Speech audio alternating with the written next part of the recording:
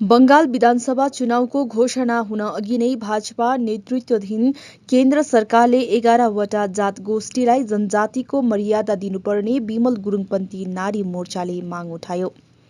आज दार्जिलिङको मोटर स्ट्याण्डमा गोर्खा जनमुक्ति नारी मोर्चाद्वारा आयोजना गरिएको एक जनसभालाई सम्बोधन गर्दै पार्टी प्रवक्ता विनिता रोकाले भनिन्, भाजपाले 2019को लोकसभा चुनाव अघि आफ्नो चुनावी घोषणा पत्रमा गोर्खा जातिका 11वटा जात गोष्ठीलाई जनजातिको मर्यादा दिने कुरा उल्लेख गरेको थियो। आजको यो मौन जुलुसमा समावेश हुनको मुख्य युज गर्ने त्यो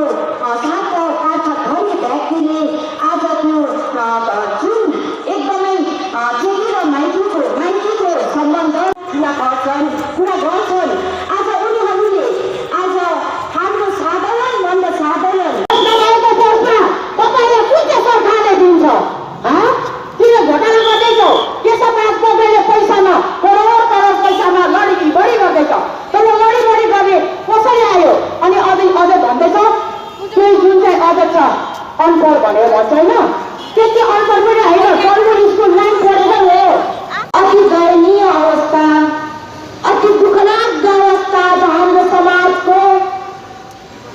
यस प्रकारको मानसिकता भएको हाम्रो समाज कति दिन हाम्रो मान्छेले अझ पनि यस्तो प्रकारको लाजलाग्दो घृणित कार्यहरू गर्दै दुनियाँलाई गति देखाउने अझ कति दिन दुःखलाग्दो अवस्था भएको छ।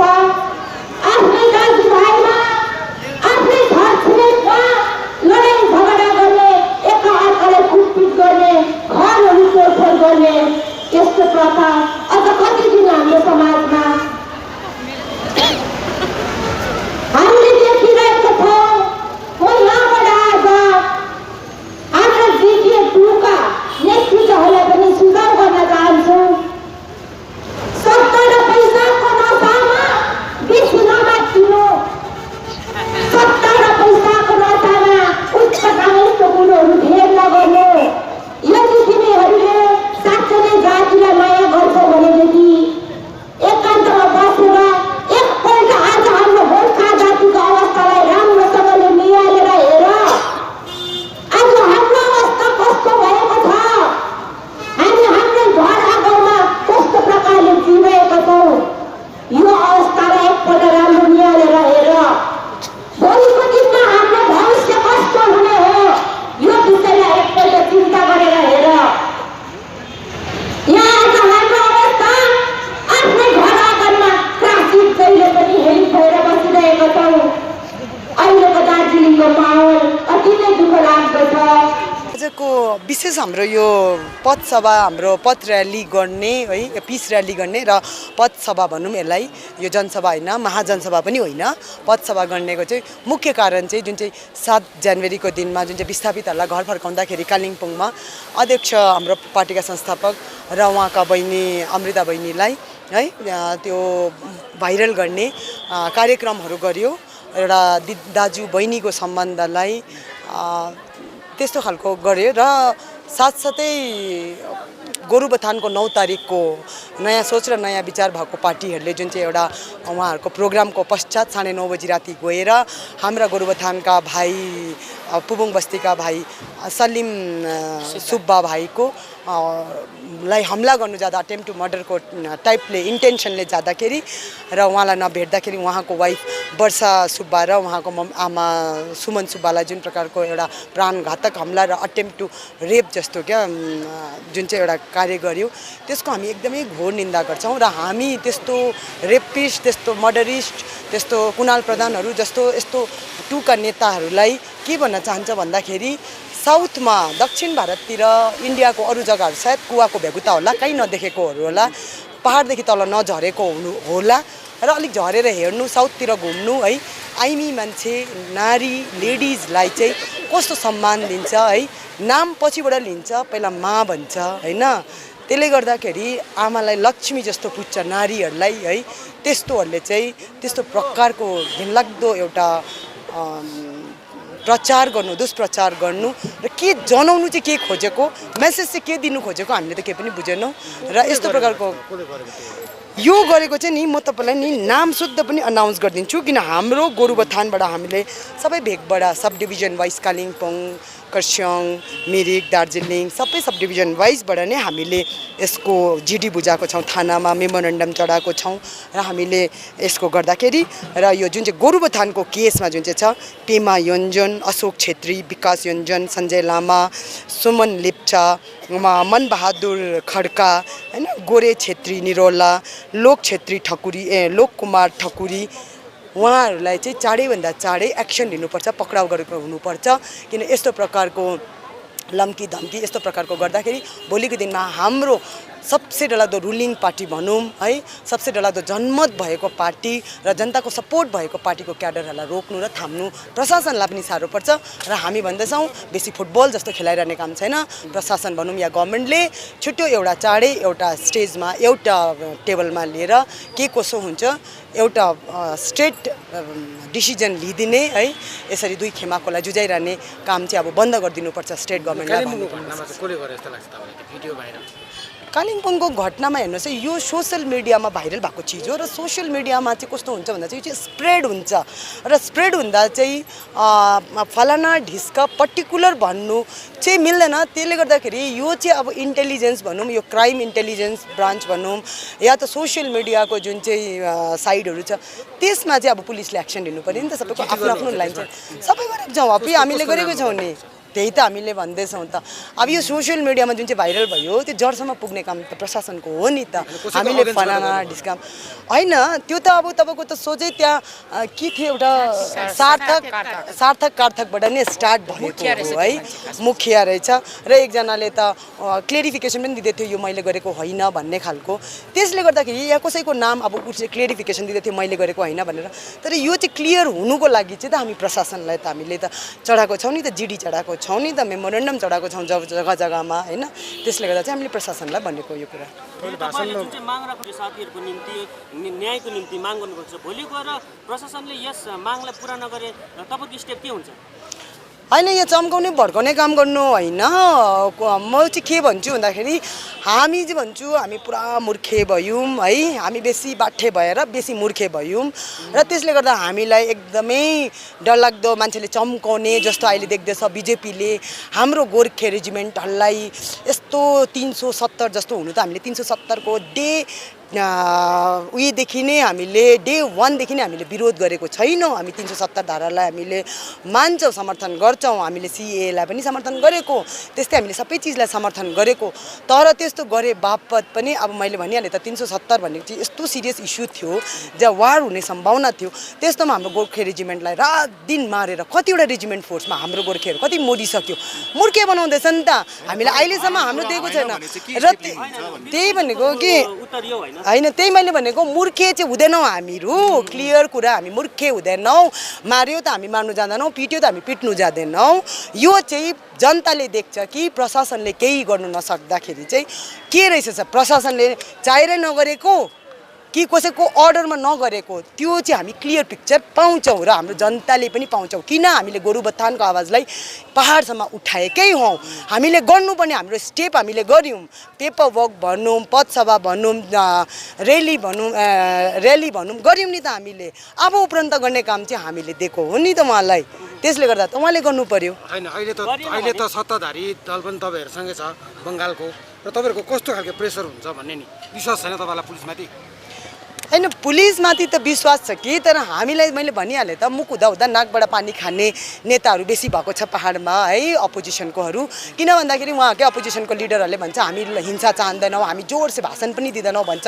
तर यसरी घर घरमा गुन्डा पठाउनु केटाहरू पठाउनु आइमीमाथि अत्याचार गर्नु लेडी मान्छेलाई एउटा इज्जत उछालेर गर्ने गरेको भन्दा चाहिँ अब हामीले गर्नु र त्यसको नेक्स्ट स्टेप चाहिँ हाम्रो सेन्ट्रल कमिटीले पछिबाट चाहिँ यसलाई तय गर्छ किन यो कुरालाई जस्तो अब अहिले हामीले फर्स्टमा हाम्रो बेसिक जुन चाहिँ जग्गा छ पहिला हामीले यो ठाउँमा राख्यौँ लोकल लेभलमा राख्यौँ लोकल लेभलको प्रशासनमा राख्यौँ र यहाँबाट भएन भने हायर अथोरिटीमा जान्छ फरवर्ड हुन्छ यो कुरा टेबलमा कुरा राख्छ त्यो प्रकारको हुन्छ तर यो चाहिँ हो हिंसा चाहिँ हामीले चाहिँ एकदमै गर्नु यो इलेक्सन डिक्लेयर हुनु अगाडि नै 11 जात गोष्ठीको डिक्लेयर हुनुपर्छ।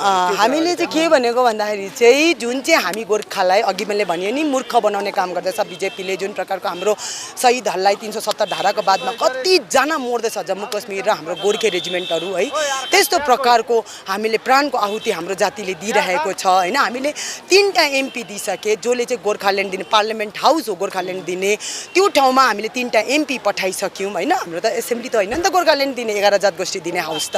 त्यसले गर्दाखेरि पठाइसके पश्चात पनि अब उसोसम्म पनि नदिनेले चाहिँ अझै पनि इलेक्सनको बादमा भन्ने जुन चाहिँ लिएर आएर टुरिस्ट मिनिस्टरलाई लिएर आएर, टुरिज्म पनि टुरिस्ट पनि मिनिस्टरलाई लिएर आएर जुन चाहिँ घुमाउने कामहरू गर्दैछ, यसलाई चाहिँ तपाईँले काम गर्नुहुन्छ भनेपछि र जनतालाई तपाईँहरूले साँच्चै नै चाहनुहुन्छ, जनताको जातिको गोर्खे जातिको जित चाहनुहुन्छ, हित चाहनुहुन्छ भनेपछि तपाईँहरूले बिफोर इलेक्सन नै अर्डिनेन्स ल्याउनु पर्यो। तपाईँले किन चाहिँ विन्टर सेसन बन्द गर्नुभयो त? कोरोना तपाईँहरूलाई इलेक्सनमा त्यत्रो लाखको भिड जम्मा गर्दा चाहिँ हुँदैन। त्यसले गर्दाखेरि अब उहाँहरूले ल्याउनु पर्यो नि त, अर्डिनेन्स ल्याउनु पर्यो, क्याबिनेट मिटिङ ल्याउनु पर्यो। भयङ्कर त्यो क्याबिनेट र अर्डिनेन्स ल्याउनुको लागि त गएको होइन हिजो हाम्रो भयङ्कर डरलाग्दो नेताहरू। त्यसले गर्दाखेरि NOC तपाईँले कलेक्ट गर्नु पर्यो। यो बिफोर फेब्रुअरी त तपाईँहरूले कोड अफ कन्डक्टको बिफोर त तपाईँहरूले अरू स्टेटबाट जुन प्रकारको हाम्रो भन्दा पनि अहिले यो कुरामा म भन्न चाहन्छु, जुन चाहिँ सिक्किमले हाम्रो हाउसमा पास गरे 11 जात गोष्ठी एकदमै यो सराहनीय छ र हामी उहाँ पनि गोर्खा जनमुक्ति मोर्चा नारी मोर्चाको तर्फबाट पनि उहाँलाई धेरै धेरै धन्यवाद दिन्छौँ। त्यसरी नै अरू स्टेटबाट पनि उहाँले NOC कलेक्ट गर्नु पर्यो, अर्डिनेन्स ल्याउनु पर्यो, क्याबिनेट ल्याउनु पर्यो। खालि भकेर हुँदैन, जनतालाई मूर्ख बनाएर हुँदैन। किन भन्दाखेरि हामी एसेम्ब्लीसित मिलेको, एसेम्ब्ली गोर्खा जनमुक्ति मोर्चा सित मिलेको यो चाहिँ एसेम्ब्ली चाहिँ गोर्खाल्यान्ड र 11 जात गोष्ठी दिने होइन। हामीले 2011 देखि चाहिँ होइन त्यही त भनेको त यो एसेम्ब्ली इलेक्सन सकिसकेपछि त्यहाँदेखि हाम्रो भावी कार्यक्रमहरू र भावी रणनीतिहरू हुनेछ नि त। अहिले त हामी विस्थापितहरूलाई ल्याउनु, हाम्रो मिलाउनु, त्यसले गर्दाखेरि त्यो पछिको जुन चाहिँ अब पार्लियामेन्ट हाउस हो र त्यतिखेर हामीले फेरि यसको भावी कार्यक्रमहरू तय गर्नेछौँ। किन भन्दाखेरि हामीले पहिला त 2007 मा जतिखेर हामीले बिजेपीलाई बनायौँ, फर्स्टमा बनायौँ, त्यतिखेर बिजेपीको गभर्मेन्ट आएन। 14 मा जतिखेर बिजेपीको गभर्मेन्ट आयो, त्यतिखेर बिजेपीको त अप्पर हाउसमा लोवर हाउसमा भयो, अप्पर हाउसमा भएन भन्यो। त्यहाँदेखि त तपाईँको त यो जुन चाहिँ अहिलेको 19 मा त तपाईँको अप्पर र लोवर हाउसमा त फुल म्यान्डेट थियो नि त।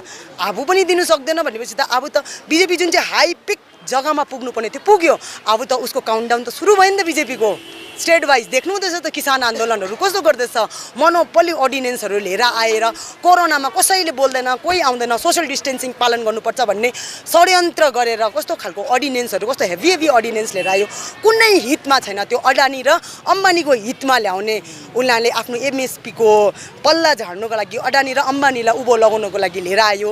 एक कम्पनीहरू प्राइभेटाइज गर्यो, रेलवेदेखिको लिएर एयरलाइन्सहरूदेखिको लिएर गर्यो। त्यसले गर्दाखेरि सक्यो अब बिजेपी, अब काउन्टडाउन सुरु भइसक्यो बिजेपीको। बस त्यही कारण चाहिँ हामीलाई मात्रै मूर्ख बनाउनु लागि किसान आन्दोलन सम्हाल्नु सकेको छैन।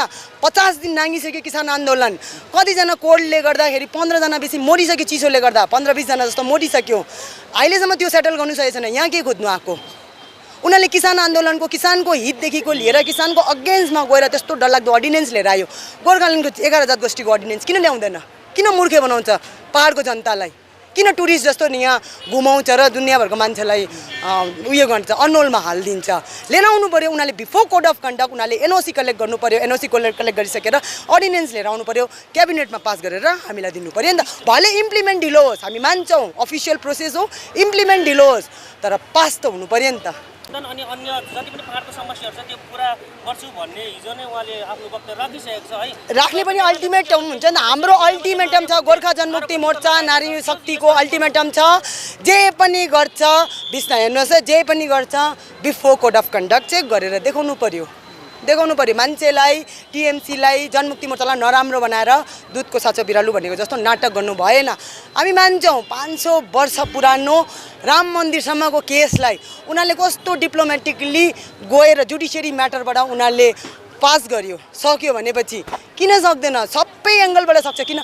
गोर्खा जनमुक्ति मोर्चा र गोर्खाल्यान्डको इस्यु चाहिँ हर एङ्गलबाट चाहिँ गभर्मेन्टकोमा पुगेको मेसेज हो नि त।